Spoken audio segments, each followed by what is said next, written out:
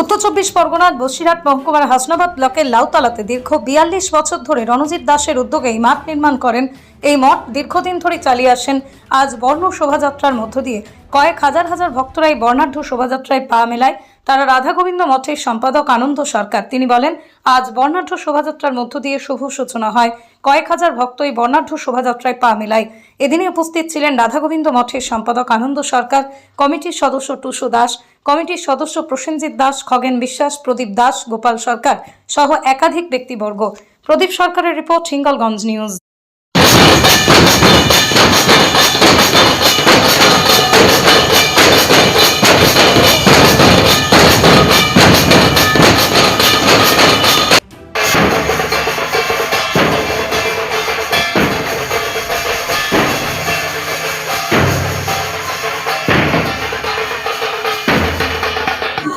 আমাদের এই মঠে আজ ৪২তম বর্ষ। আর স্বর্গীয় রণজিৎ দাস মহাশয়ের পরম্পরায় আমরা এই অনুষ্ঠানটাকে এখনো চালনা করছি। এখানে 5 দিন ব্যাপী অনুষ্ঠান হয়। বহু হাজারে হাজারে ভক্ত এখানে আসেন, আনন্দ করেন। আর এখানে 5 দিনের প্রসাদেরও ব্যবস্থা থাকে।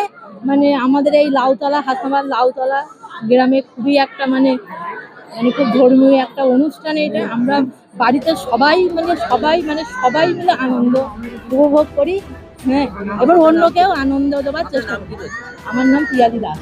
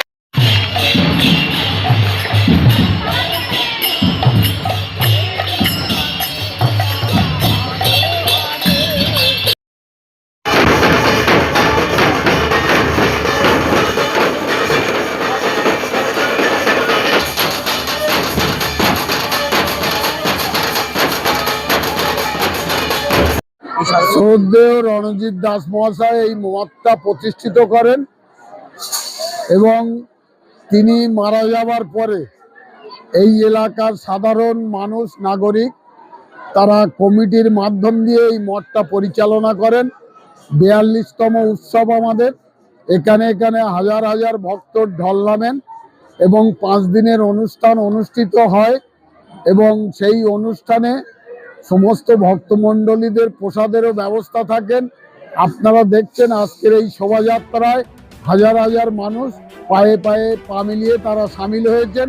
এটা আমাদের মঠের পরম্পরা এবং দায়িত্ব সহকারে এই মঠ কমিটিতে যারা পরিচালনা করেন তারা খুব যত্ন সহকারে এই অনুষ্ঠানটাও করেন এবং সাধারণ ভক্তরা যাতে পরিষেবা পান তার ব্যবস্থা গ্রহণ করেন।